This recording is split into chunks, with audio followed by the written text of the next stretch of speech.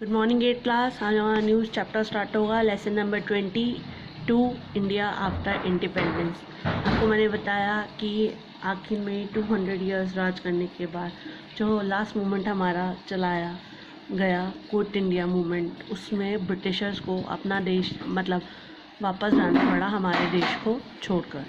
आखिर में उन्होंने जब हमारे देश को छोड़ा तो हमारे यहाँ पे बहुत हंगामा हुआ, बहुत ज़्यादा राइट्स हुए, एक दूसरे से लोग लड़ना झगड़ना शुरू कर दिया हिंदू मुस्लिम्स ने। तो आज ये चैप्टर उसी पे है, इंडिया आफ्टर इंडिपेंडेंस की। इंडिपेंडेंस के बाद जब हमारे देश को आज़ादी मिली तो क्या क्या हुआ, ठीक है। सबसे पहले the era with after India independence, जो एरा इंडिया इंडिपेंडेंस का टाइम है, यानी हमारा जो हमें आज़ादी इतनी आसानी से नहीं मिली। कॉलोनियल रूल जो है स्टार्ट हुआ था, ये ट्रेडर्स बन के आए थे और फिर ब्रिटिशर्स और इन्होंने हमारे देश पर राज किया। पर जब ये वापस गए तो तब भी एक बहुत बड़ा काम करके गए। इन्होंने इंडिया को 2 पार्ट में डिवाइड कर दिया, पार्टीशन कर दिया। First one is India and second one is Pakistan. Lord Mountbatten जो है वो फर्स्ट गवर्नर जनरल बने फ्री इंडिया के, और M.A. जिन्ना उस समय पाकिस्तान में थे। ट्रांजिशन, जो पावर को ट्रांजिशन किया गया, पावर उनको दी गई, वो बहुत ही वॉयलेंस फैला, चारों तरफ ब्लड फैला कंट्री में। हर कोई इस हिस्टोरिक मोमेंट को जिन्होंने देखा है वो इस बात के विटनेस है कि किस तरह से आज़ादी की हमें प्राप्ति हुई।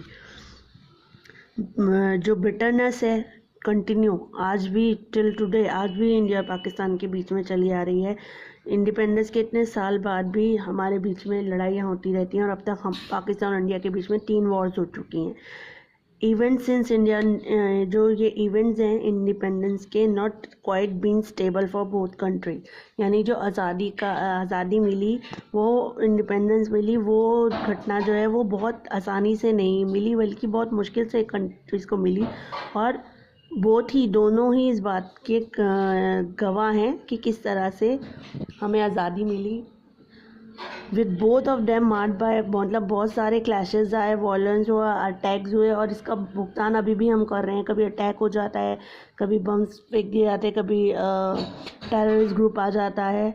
ये क्लेम है, यानी जिसकी वजह से बहुत सारे मिलियंस ऑफ पीपल सब कॉन्टिनेंट में हम लोगों को, पाकिस्तान और इंडिया में हम लोगों को इसका सामना करना पड़ता है।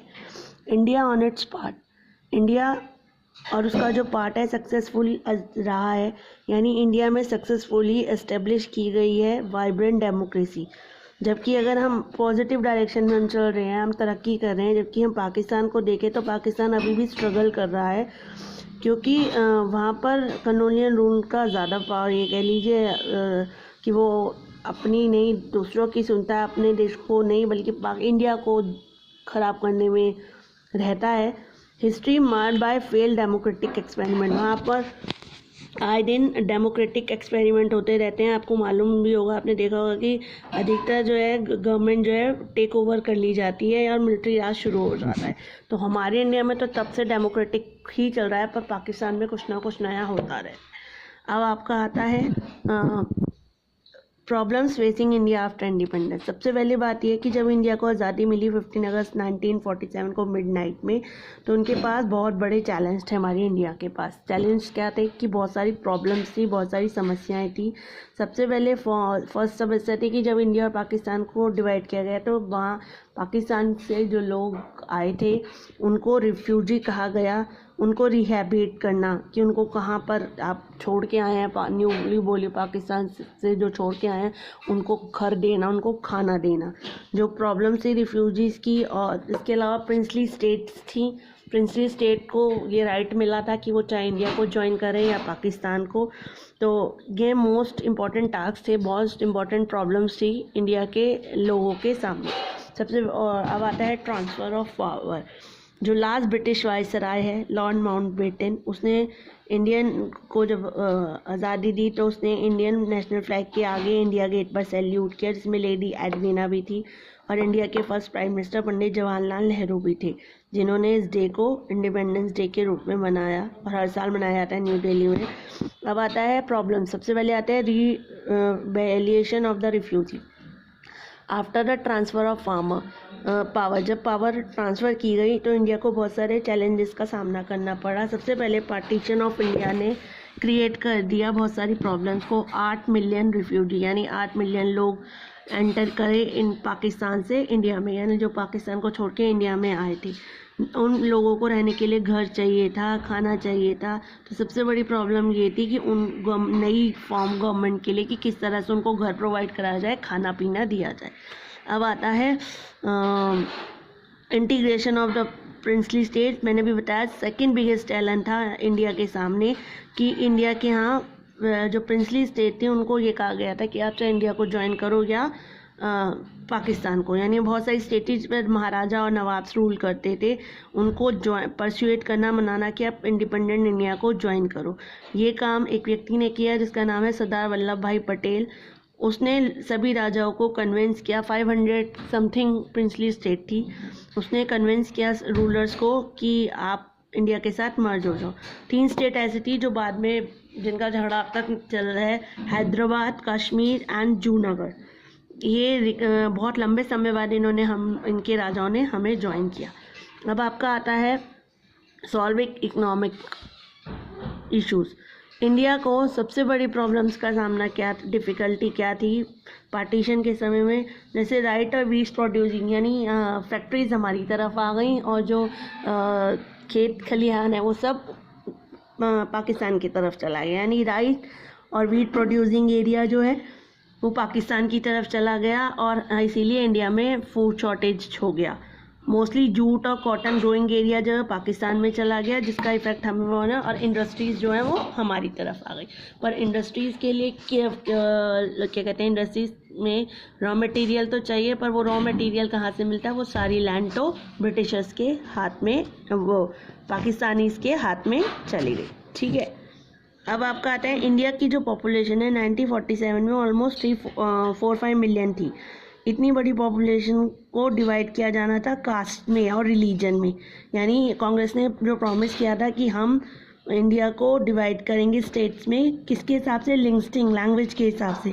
तो जो डिफरेंट लैंग्वेज बोलते हैं, उनका ओन कल्चर है, फूड हैबिट्स है, अलग अलग कपड़े पहनते हैं, अलग अलग उनका प्रोफेशन प्रैक्टिस करते हैं, उन सब के हिसाब से यानी लैंग्वेज के हिसाब से उनको अलग अलग बांटना था स्टेट्स को, और उनको एक भी रखना था।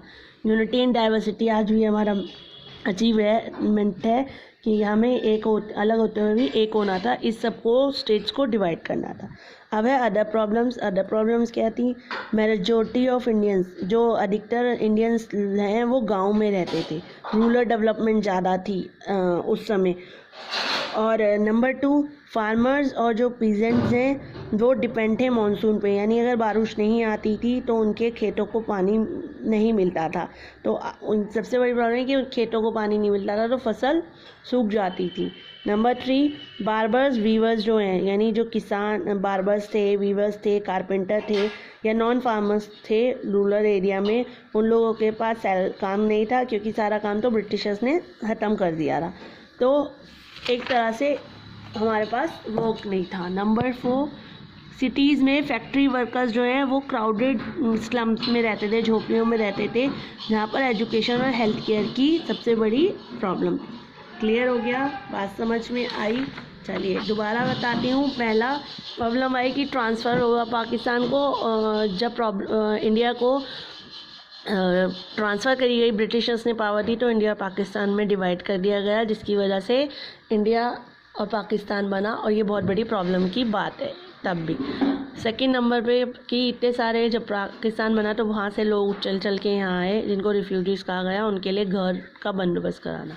तीसरी जो लैंड प्रॉब्लम थी, इंडस्ट्रीज़ यहाँ रह गई और क्या कहते हैं, लैंड जो है सारी पाकिस्तान एरिया में चली गई। नंबर 4, इसके अलावा क्या था कि जो प्रिंसली स्टेट थी उनको कहा गया कि आपकी मर्जी है, चाहे इंडिया को ज्वाइन करो या पाकिस्तान को अपने लिए। तो हमारे सरदार वल्लभ भाई पटेल, जिन्होंने आयरन मैन ऑफ इंडिया कहा था, उनकी वजह से बहुत सारी स्टेट्स हमारे साथ ज्वाइन हुई। 3 स्टेट थी, कश्मीर, जूनागढ़, हैदराबाद, जो बहुत टाइम बाद इंडिया में उन्होंने ज्वाइन किया। ठीक है, इतना समझ में आ गया। अब हम आगे पढ़ेंगे उसके बाद in a next class. Okay, have a nice day.